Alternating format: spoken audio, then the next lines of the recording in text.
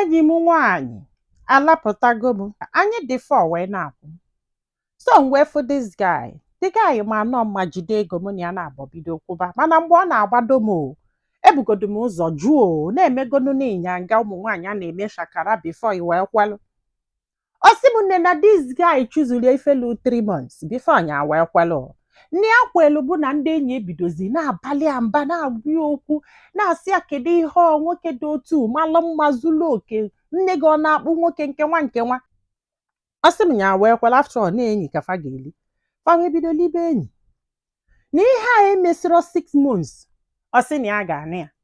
Ya wee sị ya na ya chọkwa ọnụnụ o. Ọ sị ka maka ihe ọ na ya laikeli ya na ya lọvụlụ ya n'ụdị nwaanyị anya chọ ọ mụọli ụmụaka dọka nke nwa ya sị ya na ya chọrọ na ya dubere dị o. Ọ sị m this guy ebido ogbogo gbede o jee gwa ndị enyi niile o jisi akaụntụ nọmba ha na-esendele ha ego ha bịa na-ahịa ya na-edistọb ya na-epeti ya na-agwa ya na the guy dị oke. In fact ihe a dịza too much. Still dị ajụọ na ya ma nne ya na ya gbara ihe na ya n'obu na-asị no ịghọta kịta. Ọ sị bụ na ndị enyi egwasigodi okwu ya kwesịalụ mgbe ya fọlụ the guy nya sịkwalị mba. Olu one day ọ sị ya ya kpọta ndị enyi niile ka take ha out.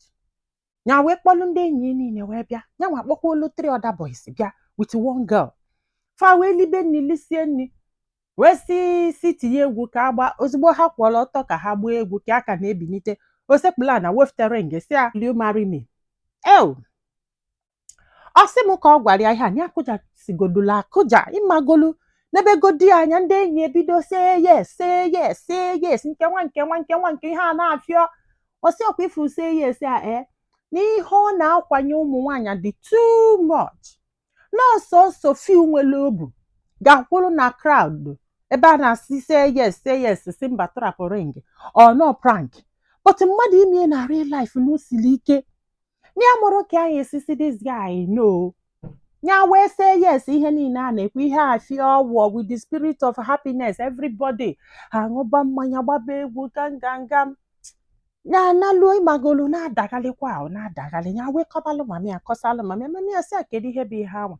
Ya wee sị ya na ya mara mana spirit a na-atasara this guy na ọ na-emesi ka onye na-achụ nwaanyị rinne because he knows the right word at the right time. And ndị na-achụ nwaanyị bụ ndị na-eme ụdị omume a.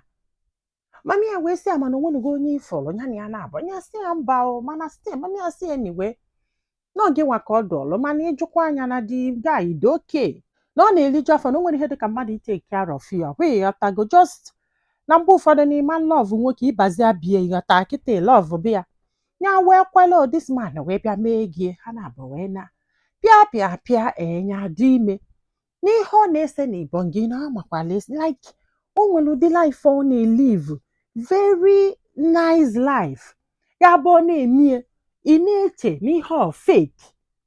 Ọ sị m na ihe a ka o megidekwelo ya wee dị ime wee paba afọ ime pasịa wee mụọ ya ọbụla nwa nwoke. Ozugbo ya mụrụ nwa this guy was the happiest man on earth. Ọ na-asị oh God ihe a bụ ihe nchọ ọ na-ekene Chukwu na-agba egwu na-ekene Chukwu na-agba egwu.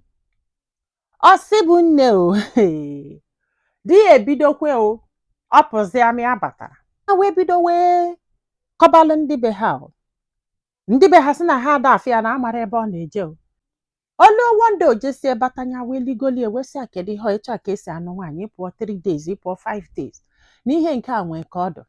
Ọ sị ya mfat na o nwere ife a chọrọ ịgwa ya ya sị a kedu ihe ọ sị ya na Chukwu enye gị ife ya chọrọ na ya chọrọ ịgwa ya kịta na ya chọrọ ịnụ nwaanyị n'ụwa ya niile na ya chọrọ ịnụ nwaanyị ya dosọrị n'ihe a ji wee nụba gị bụ na a sị na ọ bụ na emere ego gị n'oge na nwa afọ abụrọ nke elegali ọkwa ịghọtago na andị na ndị mmadụ ga na-afụta ya dịka efulefu na o nwere mgbe ya ji chọ ka ya na nwaanyị bili n'ife a chọọ bụ just ofu nwa nwoke andị na ofu nwa nwoke afọ ka o nyegolie na ya ji obi niile wee na-asị ya na ya dosọrị na ọ mara ihe ka ya mma kịta anya na babe nne ya na ọka dị ele na ya chọrọ ịnụ nwaanyị n'ihe a chọọ bụ ka ya bie ndụ ya wite ụmụ nwaanyị etu ya si wee chọọ ya chọrọ nwaanyị ọbụla ikweshọn ya ị na-abata ị na-apụ apụ ịchụrụ nwaanyị imele nke a imele nna nye m ego nye m ibie ya chọrọ ya dulu nwa ya ka ọ naba ọ bụ na nwa tosie ọchọba nne ya Oh, this girl sị m nni abeli nni ebe nni abịa etiti na-abụ ụmụ enyi ya nwaanyị niile esolie na-ebe akwa. Ha ncha niile solie na-ebe akwa maka na ha gbana ọha nwa pushnyere into this marriage. Ọ dịkwa ka egwuregwu o, ya wee wofte fon ya wee sị ya ịmara ihe a ikwu kịta kwukwuye ka nrekọd ọnya ka ndị shọ. Ọ sị m di ekwulu n'iri ekwukwe the same thing. Nne ya chọrọ marriage, n'ife a chọrọ bụ ofu nwa ga-eyi nyanwa and n'ife ahụ na-enweta gị na adọrọzi interested. A na-ekwu okolo akpa ya jewelo. Ọ sị m nne ya wee nakwuwe ndị be ha gwasịa ndị be ha wee chia n'elu chia na chia n'etiti na-abụ nwere onye fọlọ this guy. Ọ sị m nne ya ga-asị na ya mara m ghost ka ya nọ, mana ọ bụrụ ghost nọ mgbe a na-achụ ya ka ya che nọ ghost. Ndị mmadụ wee sị anya wepụ okwu kọt na kọt deli akwụkwọ na ọ ga-abịa.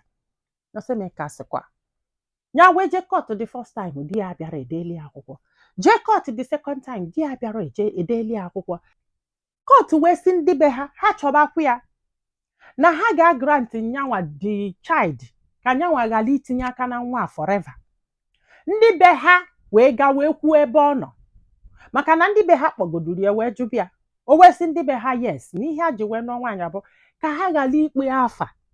Nne ya chọrọ ịnụ nwaanyị mana ọ mana ọ bụrụ na ya nụrụ datu nwaanyị na unu ama nkwe ka ya nwee rest for that na ya anụgo nwaanyị and ndị ya chọrọ unu amala ebe this guy bi ya na nwa agbọghọbịa ọzọ bi. So ka ndị be ha gwazala nyanwa ebe ọ nọ maka na kọt gwabazili ha okwu na-asị ha na ha ma nwekwe access to nwa na a ga-anapụ ya nwa anụnwa ọsị na ọnya bụ ihe ọ chọrọ forever before ndị be ha wee kwuo ebe ọ nọ o. Na ịgwakwa gị eziokwu ndị be ha da sọpọtụkwa ihe ọ na-eme o. Ya wee welu polisi wee jebe ebe afọ wee luo ndị polisi wee savụ onye akwụkwọ n'aka ya wee sị ya na ọ bụ na ọ bịara na ga-abịa ebe afọ bịa kpụli ya wee na. Ọ sị m oluo that court day ịma na di ya bịara elu ebe afọ bụ na ya na the lady akwapụgo. Hai court wee grant anya wee nye nwe ya wee sị akụlụ nwe ya naba mana di ya ga na-enye 100,000 every month. Na ọ bụgodu na ọ kwụrụ that 100,000 na a ga na akaụntụ li anya until mgbe ọbụla eji wee jide.